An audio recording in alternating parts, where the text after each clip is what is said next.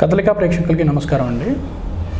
విదేశాలకు వెళ్ళి చదువుకోవాలనుకునే వాళ్ళకి, ఉద్యోగాలు చేయాలనుకునే వాళ్ళకి ఐఎల్ట్స్ యొక్క ప్రాముఖ్యతని Key2IELTS వ్యవస్థాపకులు శ్రీ అమరేంద్ర గారిని అడిగి తెలుసుకుందాం.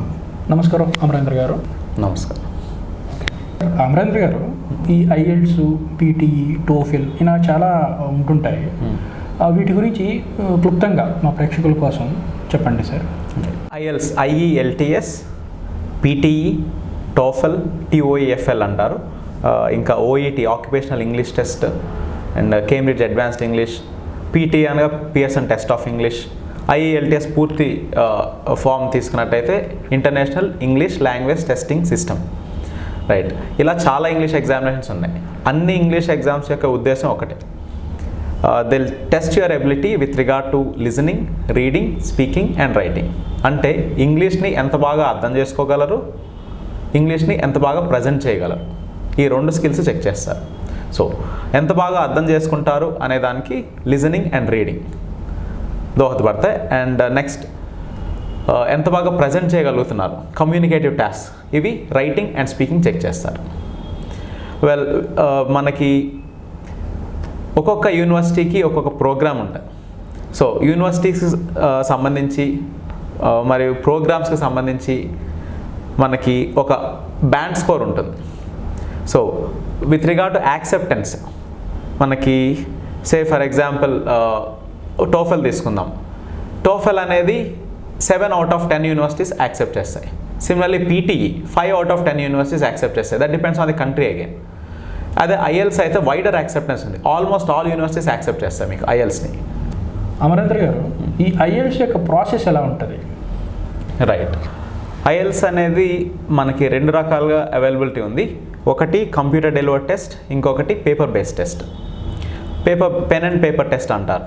కన్వెన్షనల్గా మనం సెంటర్కి వెళ్ళి యూజువల్గా హోటల్స్లో కండక్ట్ చేస్తారు ఇది ఎగ్జామ్. మనకి పెన్ అండ్ పేపర్ టెస్ట్ అయితే రఫ్గా ఎవ్రీ సాటర్డే ఉంటుంది. మనకి మంత్లీ ఒక 4 to 5 స్లాట్స్ అవైలబిలిటీ ఉంటుంది. అదే కంప్యూటర్ డెలివర్డ్ టెస్ట్ అయితే ప్రతిరోజు రాయొచ్చు. ప్రతిరోజు 3 స్లాట్స్ ఉంటాయి మనకి. So depending on the availability మన computer delivered test or paper based test. And also that depends on the feasibility. మీరు కంప్యూటర్ టైపింగ్ అది బాగా వచ్చుంటే మీరు కంప్యూటర్ డెలివర్డ్ టెస్ట్ వెళ్ళొచ్చు. లేదు నాకు హ్యాండ్ రైటింగ్తో బాగా చేయగలను and more over I'm very feasible with reading, నేను పేపర్స్ ఫ్లిప్ చేసుకుంటూ I can underline everything, so I feel it very comfortable అనుకుంటే మీరు పేపర్ బేస్డ్ టెస్ట్కి వెళ్ళొచ్చు. That depends purely on your feasibility anyways. Amarendra గారు, ఈ IELTS ఎగ్జామ్ అనేది కేవలం చదువుకొని ఇక్కడ ఇండియాలో చదువు పూర్తి చేసుకుని విదేశాలు వెళ్ళి పీజీలు చేద్దాం అనుకునే వాళ్ళకి మాత్రమేనా, లేకపోతే ఇక్కడ చదువు పూర్తి చేసుకుని కొంతకాలం ఉద్యోగం చేసి విదేశాల్లో కూడా ఉద్యోగం చేయాలని అనుకునే వాళ్ళు ఉంటారు కదా, వాళ్ళకి కూడా ఉంటుందా? రైట్, ఇక్కడ IELTSలో 2 రకాలు ఉంటాయి మనకి. IELTS academic and IELTS general training అంటారు. IELTS అకాడమిక్ అనేది పూర్తిగా అక్కడ హైయర్ ఎడ్యుకేషన్ కోసం చేస్తారన్నమాట. వేరేస్ IELTS జనరల్ ట్రైనింగ్ ఇది మాత్రం కేవలం మనకు అక్కడ పర్మనెంట్ రెసిడెన్స్ సాధించడం కోసం లేదా ఉద్యోగాలు చేయాలనుకునే వాళ్ళకి పనికొస్తుంది మనకి. ఇందులో మనకి తేడా ఉంది. IELTS అకాడమిక్ అనేసరికి మనకి లిజనింగ్, రీడింగ్, రైటింగ్, స్పీకింగ్ ఈ స్కిల్స్ కామన్, అకాడమిక్ అయినా జనరల్ ట్రైనింగ్ అయినా. బట్ యూజువల్గా అకాడమిక్ క్యాండిడేట్స్కి రైటింగ్ అండ్ రీడింగ్ ఎబిలిటీ చాలా బాగుంటుంది. వేరాజ్ జనరల్ ట్రైనింగ్ తీసుకునే వాళ్ళకి లిజనింగ్ అండ్ స్పీకింగ్ ఎబిలిటీస్ చాలా బాగుంటాయి because of the work place activities. Amarendra గారు, ఈ IELTS ఎగ్జామ్ రాయడానికి ఇన్స్టిట్యూట్కి వెళ్ళి ట్రైనింగ్ తీసుకోవాల్సిన అవసరం ఉంటుందా, లేకపోతే సొంతగా ప్రిపేర్ అయ్యి దీన్ని క్రాక్ చేయొచ్చా? వెల్, సాధారణంగా మనకి ఇఫ్ ఒక క్యాండిడేట్కి ఎబిలిటీ ఉంది ఫస్ట్ నుంచి, he has got a very strong academic background, English మీడియంలోనే ఫస్ట్ నుంచి ఉండి and they are very good at reading skills, listening skills, చిన్నప్పటి నుంచి ఇంగ్లీష్ ఎన్వైర్న్మెంట్లో ఎక్కువ టైం స్పెండ్ చేసి ఉంటే IELTSకి సపరేట్ ప్రిపరేషన్ అయితే అవసరం లేదు. They can easily crack that if they are thorough with the pattern of the examination. But మన schooling బ్యాక్గ్రౌండ్కి వచ్చేసరికి చాలామందికి ఇక్కడంతా ఒక కన్వెన్షనల్ మెథడ్లో కొన్ని పాస్ట్ పేపర్స్ మీద డిపెండ్ అయ్యి మనం ఎగ్జామ్స్ ప్రిపేర్ అవుతూ ఉంటాం. బట్ ఇలాంటి వాళ్ళకి చాలా ప్రాబ్లం అవుతుంది ఎగ్జామ్ రాయడానికి. సో ఇక్కడ ఏంటంటే ట్రైనింగ్ అవసరం అవుతుంది.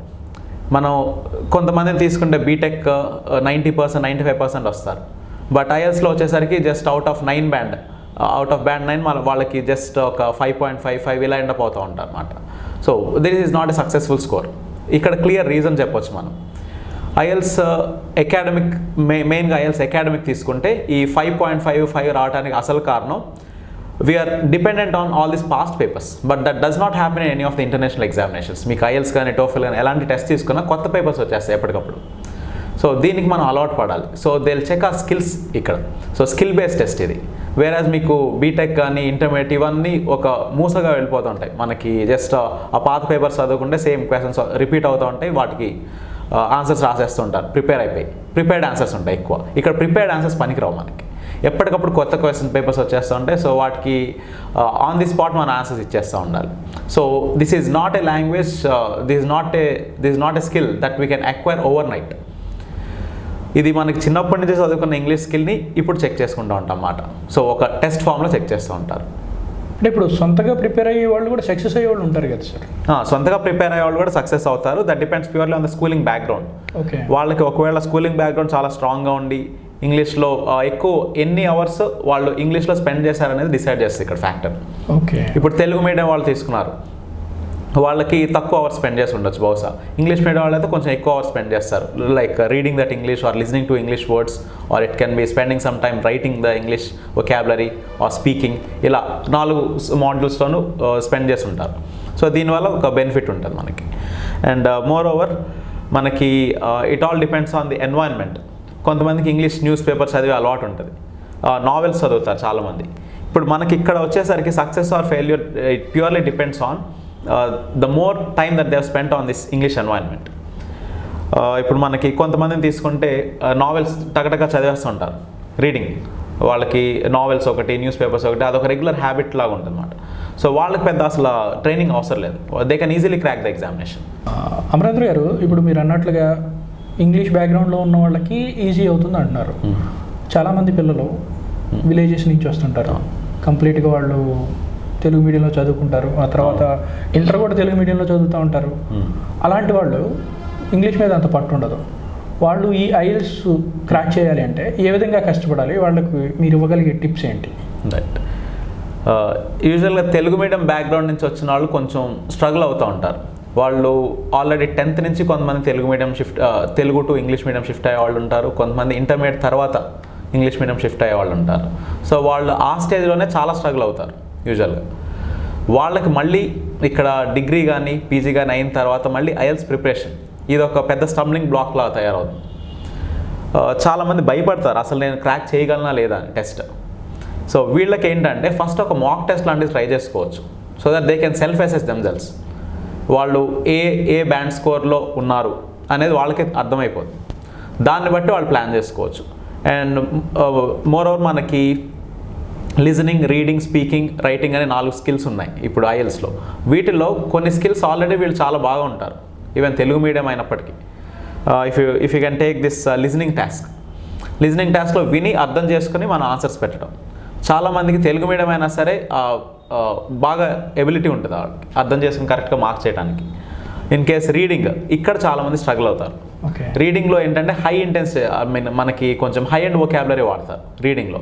సో అక్కడంతా పారాఫ్రేజింగ్ జరుగుతుంది అన్నమాట. సో అక్కడ మన కంటెంట్ ఒకటి ఇస్తారు, ఆ కంటెంట్కి ప్యాసేజ్లో సపరేట్ వర్డ్స్ ఉంటాయి, ఇక్కడ క్వశ్చన్లో వేరే వర్డ్స్ ఉంటాయి. ఈ వర్డ్స్ని ఆ వర్డ్స్ని మ్యాచ్ చేసే దగ్గర చాలా స్ట్రగుల్ అవుతూ ఉంటారు ఈ తెలుగు మీడియం వాళ్ళు మెయిన్గా. లిజనింగ్లో కూడా సేమ్ థింగ్ హ్యాపెన్స్. మనం వినేటప్పుడు రికార్డింగ్లో కంటెంట్ సేమ్ వస్తుంది, బట్ వర్డ్స్ వేరే ఉంటాయి, రికార్డింగ్లో వేరే ఉంటాయి, ఇక్కడ ఇచ్చే క్వశ్చన్లో వర్డ్స్ వేరే ఉంటాయి. ఈ రెండు మ్యాచ్ చేసే టైంలో కొంచెం ఇబ్బంది ఫేస్ చేస్తూ ఉంటారు. దీనికి డెఫినెట్గా కొంచెం ట్రైనింగ్ ఉంటే they can easily crack that's not a big deal. Similarly ఇప్పుడు writing and speaking task. Writing okay, కొంతమంది రైటింగ్లో బాగానే ఉంటారు, బట్ కొంచెం గ్రామర్ ఇది ఫోకస్ చేసుకుంటే they can do well, because రైటింగ్లో మనకి టైం ఎక్కువ ఉంటుంది, 1 hour టైం ఉంటుంది, మనకి 2 questions రాయమని చెప్తారు. ఒక report writing like pie chart or bar graph something, they have to convert this into language form. Whereas essay writing ఉంటుంది, దీనికి కూడా ఒక 40 minutes టైం ఉంటుంది. మనకి టాస్క్ 1 రిపోర్ట్ రైటింగ్ ఒక 20 minutes, ఎస్ఏ రైటింగ్ ఒక 40 minutes టైం ఉంటుంది. But with regard to speaking, this is where most of the candidates face a problem with. Speaking వచ్చేసరికి మనకి స్కూల్స్లో కానీ కాలేజ్లో కానీ అంత అట్మాస్ఫియర్ ఉండదు. ఫస్ట్ ఆఫ్ ఆల్ ఆ మాట్లాడడానికి ఎన్వైర్న్మెంట్ ఉండదు. ఒకవేళ మాట్లాడడానికి ట్రై చేసినా కూడా వేరే ఫ్రెండ్స్ వల్ల బహుశా ఎందుకులే ఫీల్ అవుతూ ఉంటారు అన్నమాట. లైక్ దే ఫీల్ లైక్ మనకి ఎందుకులే మాట్లాడి మళ్ళీ వాళ్ళతో కామెంట్స్ ఎందుకు అన్నట్టు ఇక వాళ్ళు అక్కడ వదిలేస్తూ ఉంటారు అన్నమాట. సో ఈ ప్రాబ్లం ఇక్కడ స్టార్ట్ అవుతుంది.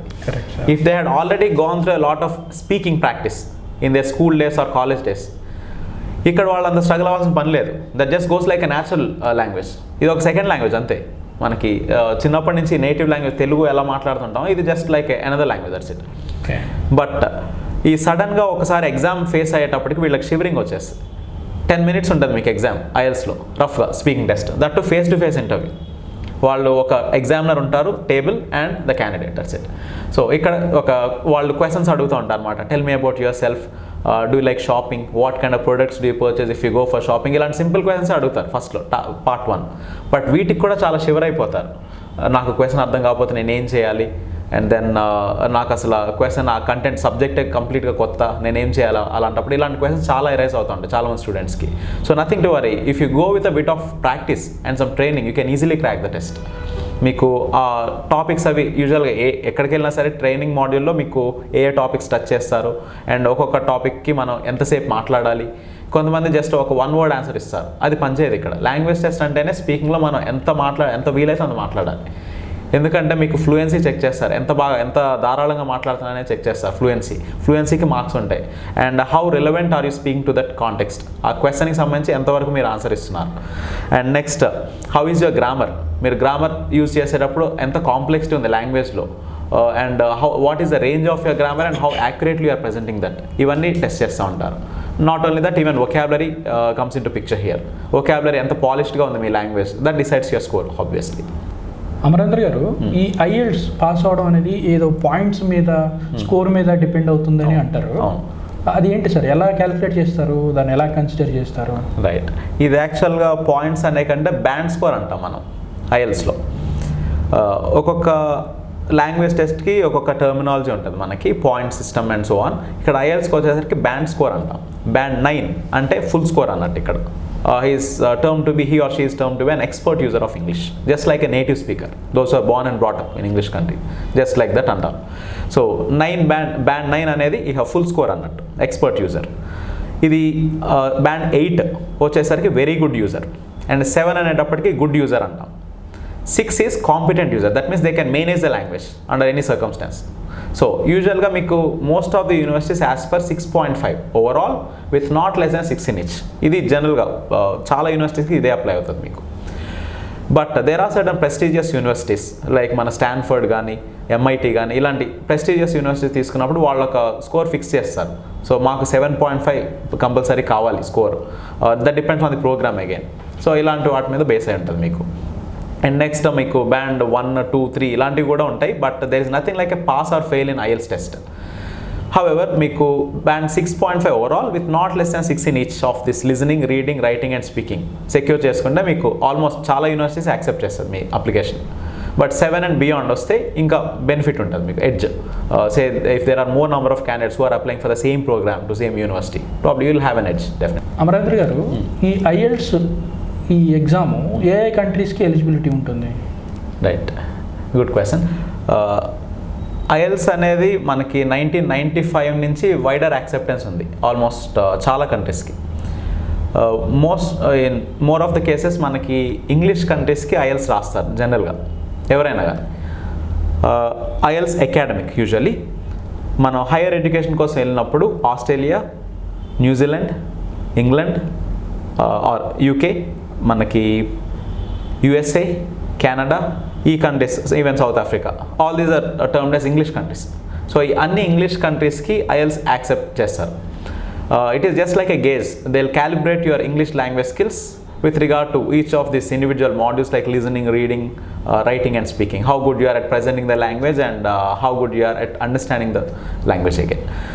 Well, in fact మనకి ఇండియాకి రావాలన్నా ప్రెస్టీజియస్ ఇన్స్టిట్యూషన్స్ లైక్ ఐఐఎస్సి కానీ ఐఐఎం, ఐఐటి వీటిల్లో చదవాలంటే వేరే కంట్రీస్ నుంచి ఇక్కడికి రావాలన్నా ఐఎల్స్నే స్టాండర్డ్గా తీసుకుంటాను మన కంట్రీలో కూడా. Right, but that depends on the standards like 6.5 or 7, that all varies as per the organizations anyways. Okay Amarendra గారు, ఇప్పుడు ఐఎల్ట్స్ ప్రిపేర్ అయ్యి క్రాక్ చేసి విద్యార్థులు వెళ్తుంటారు చదువుకోవడానికి. అక్కడ వాళ్ళు పార్ట్ టైం జాబ్ చేసుకుంటా కూడా వాళ్ళు చదువుని కొనసాగిస్తూ ఉంటారు. సో అది ఒకవైపు. ఉద్యోగాలు చేస్తూ ఇక్కడ ఇండియాలోనే ఉద్యోగాలు కొంతకాలం చేసి మళ్ళీ విదేశాల్లో ఉద్యోగం చేయాలనుకుని వెళ్ళే వాళ్ళకి ఎటువంటి అవకాశాలు ఉంటాయి ఈ IELTS కంప్లీట్ చేసి వీళ్ళు ఎగ్జామ్ పాస్ అయ్యి వెళ్తే? రైట్, మనకి IELTS ఇక్కడ రాసి అక్కడ ఉద్యోగం సంపాదించడం అనేది ఒకటి, అక్కడ చదువు అయిపోయినాక అక్కడే ఉద్యోగం పొందడం అనేది ఇంకొకటి అన్నమాట. సో అక్కడ చదువు అయిపోయినాక మనము టెంపరీ రెసిడెన్స్ అన్నట్టు వీసా ఎక్స్టెండ్ చేసుకుంటారు. ఎందుకంటే ప్రతి దేశంలో మనం ఫారిన్ కంట్రీలో చదివినప్పుడు యాజ్ ఎ రైట్ మనకి ఒక 1 to 2 years depending on the requirement, me eligibility బట్టి వాళ్ళు 1 to 2 years వీసా ఎక్స్టెండ్ చేస్తారు జాబ్ వెతుక్కోవడానికి అన్నట్టు. సో అది ఒక కేటగిరీ. అండ్ మీరు సక్సెస్ఫుల్గా జాబ్ ఒకటి వెతికి మీరు ఆ జాబ్ చేయగలిగితే at least 1 or 2 years work experience పొందగలిగితే మీకు ఈజీగా పర్మనెంట్ రెసిడెన్స్ అప్లికేషన్ లాంచ్ చేసుకోవచ్చు. బట్ ఇక్కడ నుంచి డైరెక్ట్గా మనం ఫారిన్ కంట్రీలో జాబ్ చేయడానికి వెళ్ళాలి అంటే IELTS అవసరమా అంటే, ఇన్ఫ్యాక్ట్ IELTS జనరల్ ట్రైనింగ్ రాయాలి మనం exam. And that to this does not apply for every country. మనకి యూజువల్గా ఆస్ట్రేలియా, కెనడా మేజర్గా పర్మనెంట్ రెసిడెన్స్ ప్రోగ్రామ్స్ రన్ చేసేవి. సో ఈ 2 కంట్రీస్కి అయితే మీకు జాబ్ ఆఫర్ లేకపోయినా కూడా IELTSలో మంచి స్కోర్ వస్తే వెళ్ళటానికి ఛాన్సెస్ చాలా హెవీగా ఉంటాయి మీకు. సో మోస్ట్లీ మనకి కెనడా ఫర్ ఎగ్జాంపుల్ చాలామందికి తెలిసే ఉండొచ్చు, ఇది ఎక్స్ప్రెస్ ఎంట్రీ ప్రోగ్రామ్ అంటారు. ఈ ప్రోగ్రామ్కి లిజనింగ్లో 8 రావాలి 9కి, and rest of the areas 7. So రైటింగ్లో 7, రీడింగ్లో 7 అండ్ స్పీకింగ్లో 7, ఇలా 8,777 అంటారు స్కోర్, మ్యాజిక్ ఫిగర్. ఈ స్కోర్ వస్తే యూజువల్గా మీకు 470 points or 450 points something CRS అని ఉంటుంది అన్నమాట. మనకి ఎవ్రీ 15 daysకి వాళ్ళు అప్డేట్ చేస్తూ ఉంటారు. ఈ స్కోర్లో మీకు majority of the score is with IELTS. And ఈ IELTSలో వచ్చే స్కోరు మీ ఎడ్యుకేషన్ మీద వచ్చే పాయింట్స్కి, వర్క్ ఎక్స్పీరియన్స్ మీద వచ్చే పాయింట్స్ అన్నిటి మీద ఇంపాక్ట్ చేస్తుంది. సే ఫర్ ఎగ్జాంపుల్ నార్మల్గా IELTS స్కోర్ 8, 6, 7 సంథింగ్ ఇలా వచ్చింది. అప్పుడు మీ ఎడ్యుకేషన్లో 25 పాయింట్స్ వచ్చాయి, వర్క్ ఎక్స్పీరియన్స్లో 25 పాయింట్స్ వచ్చాయి. ఆ 25 అలాగే ఉంటాయి. బట్ IELTSలో 8,777 వచ్చింది. సో ఇప్పుడు ఆ 25 50 అయిపోతుంది మీకు, మ్యాజిక్ ఫిగర్ అనమాట. అలాగే వర్క్ ఎక్స్పీరియన్స్లో 25 ఉంది, ఆ 25 మళ్ళీ డబుల్ అయిపోతుంది 50. సో ఇలా ఇంపాక్ట్ వస్తుంది. నియర్లీ మీకు మోర్ దాన్ 200 పాయింట్స్ జస్ట్ IELTSే కవర్ చేస్తాయి. ఇప్పుడు 450 సంథింగ్ డిస్కస్ చేసాం CRS స్కోర్లో. ఆ 450లో మోర్ దాన్ 230 పాయింట్స్ మీకు జస్ట్ IELTSే కవర్ చేసేస్తాయి. So without IELTS, there is no point of going for the immigration process also. So IELTSలో మీరు క్లియర్ అండ్ స్ట్రిక్ట్ స్కోర్స్ వచ్చేసాయి, ఫీజిబుల్ స్కోర్స్ వచ్చేసాయి అంటే మీరు ఇంకా స్టార్ట్ చేసుకోవచ్చు processing. This is what we usually term as pragmatic anyways. Amarendra గారు, మీరు ఆస్ట్రేలియాలో చదువుకొని అక్కడే కొంతకాలం ఉద్యోగం చేసి ఇండియా వచ్చారు. ఇండియా వచ్చి ఈ Key2IELTS అని ఈ అకాడమీని స్టార్ట్ చేశారు. అంటే ఈ అకాడమీ స్టార్ట్ చేయడానికి మీకున్న ఇంట్రెస్ట్ ఏంటి? అంటే అక్కడ చేసే పెద్ద ఉద్యోగాన్ని కూడా వదులుకొని ఇక్కడికి వచ్చారు. మీ ఇంట్రెస్ట్ ఏంటి? ఇక్కడ మీ ఇన్స్టిట్యూట్లో ఇచ్చే స్పెషల్ ట్రైనింగ్ ఏంటి? అఫ్ కోర్స్ నేను అక్కడ ఆస్ట్రేలియాలో చదువుతున్నప్పుడే TEFL అంటారు, teach English as a foreign language, ఈ కోర్స్ చేశాను అనమాట. This is a course which definitely enhances the skills of any English language trainer to cope with the students, like how to train and how to deal with the adult learners usually. మనకి చిన్నపిల్లలకి చెప్పేటప్పుడు training వేరేలా ఉంటుంది. But IELTS రాసేదంతా adults రాస్తారు ఎక్కువ వరకు, మనకి degree అయిపోయిన వాళ్ళు యూజువల్గా. వీళ్ళకి ట్రైనింగ్ అంతా డిఫరెంట్గా ఉంటుంది మనకి. So obviously I have got trained over there anyways. So ఆ స్కిల్స్ ఇక్కడ డెఫినెట్గా వర్క్ అవుతాయి. అండ్ మోర్ ఓవర్ మనకి because I already had an exposure with this IELTS anyways. I have taken my first IELTS test in 2006. In those days the case was totally different, like 2006కి ముందు అయితే ఇంకా మనకి కొన్ని changes కూడా జరిగినాయి with regard to IELTS pattern and so on. But after that it is pretty much the same anyways so far. Right, మనకి ఇక్కడ అకాడమీలో ట్రైనింగ్ తీసుకునేటప్పుడు యూజువల్గా 4 మాడ్యూల్స్ ఉంటాయి, లిజనింగ్ అని, రీడింగ్, రైటింగ్ అండ్ స్పీకింగ్. ఇక్కడ వచ్చేటప్పటికి మనకి ఒక్కొక్క మాడ్యూల్లో క్వశ్చన్ టైప్స్ ఉంటాయి. సే ఫర్ ఎగ్జాంపుల్ లిజనింగ్లో మనకి ఫిల్ ఇన్ ద బ్లాంక్స్ అని, choose the right letter, multiple choice questions అని, ఇలా డిఫరెంట్ క్వశ్చన్ టైప్స్ ఉంటాయి. ఒక్కొక్క క్వశ్చన్ టైప్ మాస్టర్ చేయడానికి ఒక సెపరేట్ క్లాస్ చేస్తామన్నమాట మనం. So they can master that specific question type. ఇది బెనిఫిట్ మనకి ఇక్కడ. మోర్ ఓవర్ మీకు రీడింగ్లో చాలామంది they will get confused at all, and more over they feel that reading in IELTS is utterly boring and at the same time that is very time consuming. For the very reason మనకి ఆ reading skills చాలా తక్కువ ఉంటాయి. చాలా తక్కువ మంది క్యాండిడేట్స్కి పాస్ట్లో నావెల్ రీడింగ్ హ్యాబిట్ కానీ ఇలాంటివి ఉంటాయి అన్నమాట. సో వాళ్ళకి నావెల్ రీడింగ్ హాబీ కానీ ఇలాంటివి లేనప్పుడు సడన్గా ఐఎల్స్ ప్యాసేజ్కి వచ్చేటప్పటికి కొంచెం ఇబ్బంది పడతారు. సో వాళ్ళు ఒక్కొక్క ప్యాసేజ్కి 20 minutes ఇస్తారు టైం. 3 sections ఉంటాయి యూజువల్గా. 60 minutesలో కంప్లీట్ చేశారు. కానీ చాలామంది ప్రాబ్లం ఏమంటే ఆ 60 minutes అయిపోయినా ఇంకా ఒక ప్యాసేజ్ మిగిలిపోతుంది అక్కడ, వాళ్ళు చేయలేకపోతారు. So the biggest problem is to understand paraphrasing skills. So వాళ్ళు అక్కడ కంటెంట్ ఒకటి ఇస్తారు, ఇక్కడ కంటెంట్ ఒకటి ఇస్తారు. చాలా మంది కన్ఫ్యూజ్డ్ ఆన్సర్స్ వస్తాయి, ఒక్కొక్క క్వశ్చన్ 2-3 ఆన్సర్స్ వస్తాయి అన్నమాట. సో ఆబ్వియస్గా ఒకటే రాయాలి మనం అక్కడ. సో ఇది one of the biggest drawbacks. దీన్ని ఎలా మనం how to master such kind of question types that will be dealt here again. And in addition మనకి లిజనింగ్ రీడింగ్లోనే ఫిల్ ఇన్ ద బ్లాంక్స్ ఇలాంటి క్వశ్చన్స్ డీల్ చేసేటప్పుడు గ్రామర్ కూడా important role play చేస్తుంది ఇక్కడ మనకి. So say for example parts of speech and so on, ఇవి యూజువల్గా స్కూల్లోనే మర్చిపోతారు చాలామంది. ఇక్కడికి వచ్చేటప్పుడు మళ్ళీ మనకు కావాల్సి వస్తాయి ఇవి. చాలా చోట్ల మనకి బహుశా అది ఆ ట్రైనింగ్ ఉండకపోవచ్చు, because from the root level they might not be able to dedicate that much time anyways because of their busy schedule or something. మనకి ఇక్కడ వచ్చేటప్పటికి ఆ రూట్ లెవెల్ గ్రామర్ ఉంటుంది. And in addition writing and స్పీకింగ్లో స్పెషల్గా మీకు గ్రామర్కి weightage కూడా ఉంటుంది. ప్రాబబ్లీ ఇప్పుడు రైటింగ్లో రిపోర్ట్ రైటింగ్ అంటారు జనరల్గా. రిపోర్ట్ రైటింగ్ అంటే they have to convert a pie chart or a bar graph in to language where they are suppose write at least 150 words in 20 minutes. ఇక్కడ వచ్చేటప్పుడు 2015 పై చార్ట్ ఇస్తారు. So ఇక్కడ 2015 పై chart ఇచ్చినప్పుడు మనం past tense వాడాలి. Some candidates tend to use the present tense, is or ఇలాంటి words వాడుతూ ఉంటారు. సో ఆబ్వియస్గా దానికి మార్క్స్ డిడక్ట్ చేస్తారు వాళ్ళు. ఓకే, సో ఈ సింపుల్ పాస్ట్ టెన్స్ అని, పాస్ట్ కంటిన్యూస్ అని, similarly period of time 2015 to 2018 ఇచ్చారు ఒక bar graph.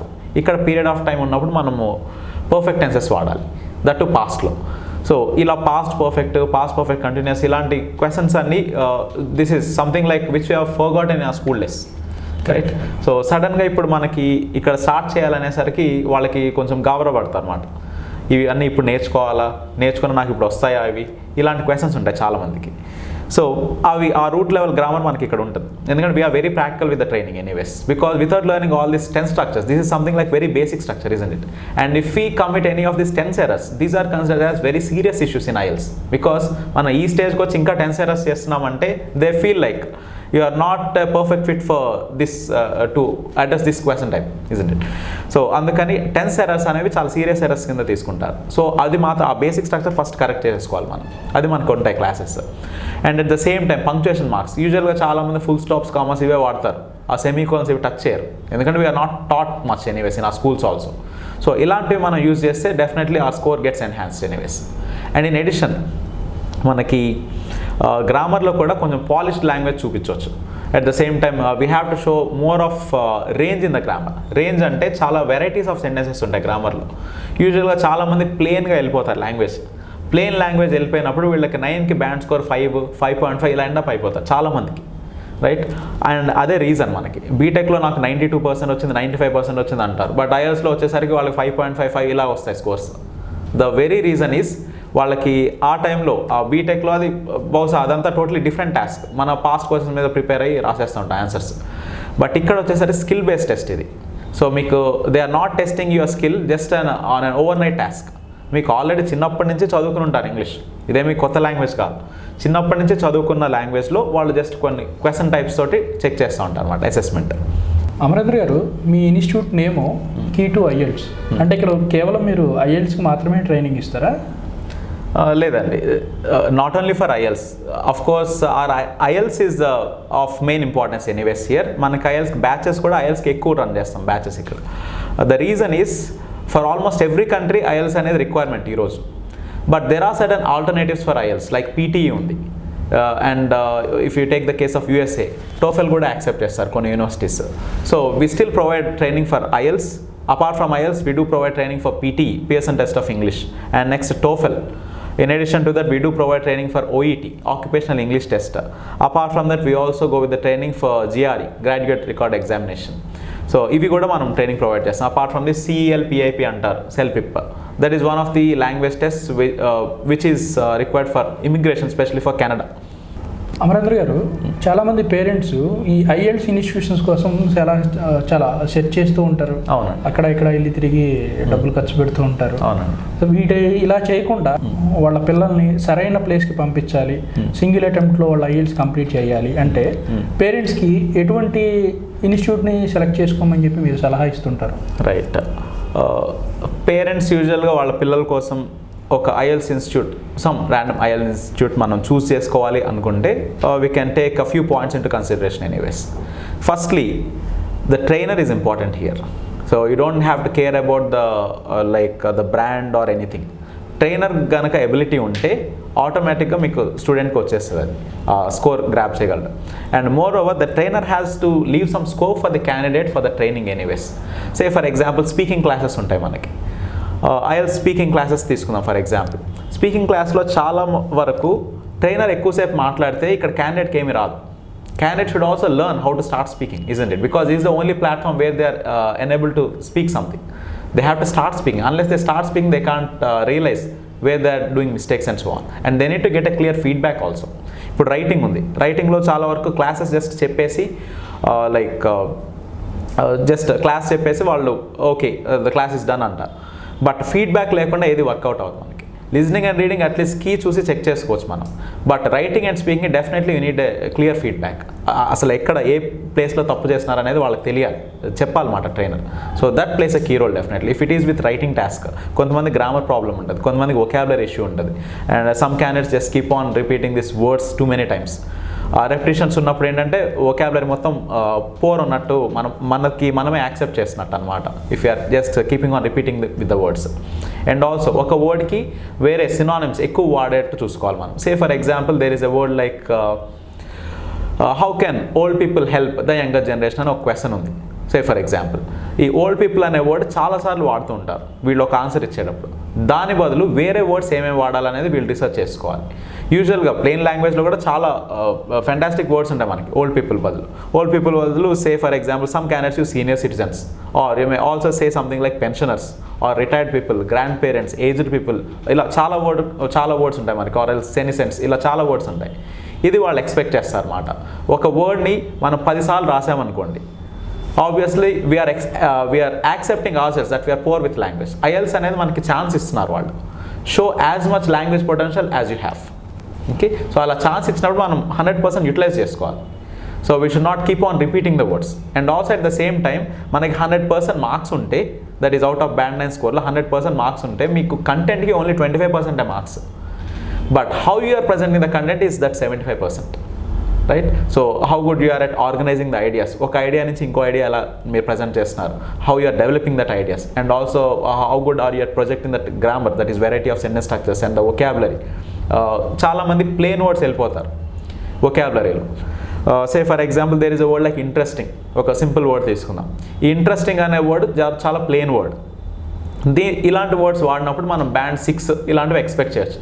But if you are aiming at higher band score like 7 and beyond, 7, 8 ఇలా హయ్యర్ బ్యాండ్ స్కోర్ రావాలంటే we need to definitely show certain unusual words. Unusual words అంటే interesting అనే word తీసుకుందాం. దీనికి if I'm using certain other words like intriguing or enthralled or it can be something like captivating or enamoured, ఇలాంటి వర్డ్స్ అనేవి చాలా impact create చేస్తాయి మనకి. Right? So this definitely lifts your band score. So trainer potential చాలా important అండి ఇక్కడ మనం చూస్ చేసుకునేప్పుడు ఇన్స్టిట్యూట్ మెయిన్. సో మీరు ఏ ఇన్స్టిట్యూట్కి వెళ్ళినా ఫస్ట్ ట్రైనర్తో మాట్లాడితే మీకు ఒక అవగాహన వస్తుంది. యూజువల్గా most of the time parents చేసే తప్పు అని చెప్పలేం, కానీ like usually they get attracted with more of this marketing strategies. మనకి ఇక్కడ ఏంటంటే కౌన్సిలర్స్ వీళ్ళు ఉంటారు. సో కౌన్సిలర్స్ మాటల్లో కానీ వాళ్ళు ఇచ్చే డిస్కౌంట్స్ కానీ వీటికి అట్రాక్ట్ అయిపోయి or else they will give you some kind of packages. మీకు అడ్మిషన్లో ప్యాకేజ్ ఇస్తాము, ఇందులో ఐఎల్స్లో ఈ ఫీజు కడితే మీకు కన్సల్టెన్సీలో మీకు మనీ తగ్గుతుంది, ఇలాంటివి జనరల్గా అట్రాక్ట్ అయిపోతారు parents. So I generally give a better advice saying that మీరు ట్రైనర్తో మాట్లాడండి first. Because if you can't clear IELTS you can't go for the further step. Right? ఇలా మల్టిపుల్ టైమ్స్ రాస్తూనే ఉంటారు, 3 times 4 times, ఇంకా clear అవ్వదు. Already వీళ్ళు fee కట్టేసి ఉంటారు. ఆ ఫీజు అది రిఫండ్ అవన్నీ కుదరవు మనకి బయట. So first step what we have to do is parents వాళ్ళు ఫస్ట్ ట్రైనర్తో మాట్లాడితే మీకు ఒక క్లియర్ పిక్చర్ వస్తుంది whether the candidate has that potential, whether your trainer has that proper potential to unleash the skills in your child. Right. So మీ son or daughter జనరల్గా వాళ్ళకి ఆ వర్త్ ఉందా లేదా అనేది కూడా ట్రైనర్ చెప్పేస్తారు. లేదా ఆ వర్త్ ఉంది, but how long does it take, ఆ ట్రైనర్కి అర్థమైపోతుంది. కొంతమంది 1 monthలో క్రాక్ చేయగలరు, కొంతమందికి 2-3 months టైం పడుతుంది. అది మీకు ట్రైనర్ చెప్పేస్తారు. Counsellors can't do that, right? So if at all you are trying to plan for admitting your son in any of the institutes, you better once talk to the trainer so that he can decide properly, like how long does the process go on for training your son or daughter anyways. Amarendra గారు, మీరు గత 13 సంవత్సరాల నుంచి మీరు training చేస్తున్నారు పిల్లల్ని. సుమారు ఎంతమంది పిల్లల్ని ట్రైన్ చేసి ఉంటారు సార్ మీరు? హోప్ఫుల్లీ ఓవర్ 25,000 క్యాండిడేట్స్ వరకు ట్రైన్ చేసి ఉంటాను నేను. I don't have an exact figure because I've been in this industry from nearly 13 years also. Sir, me total ఈ ట్రైనింగ్ జర్నీలో మీ పిల్లలు ఏ కంట్రీస్లో ఉన్నారు, ఏ యూనివర్సిటీలో చదువుకుంటున్నారు? I've trained over 25,000 candidates so far from my 13 years of experience anyways. And almost all the candidates have got settled in many of the countries throughout the globe anyways. But one of the most preferred destinations is US, as we know that this is one of the fantastic destinations which most of the candidates choose. Apart from US, our students have also been to Australia, Canada, New Zealand, UK. In fact, that depends on the course that they choose anyways.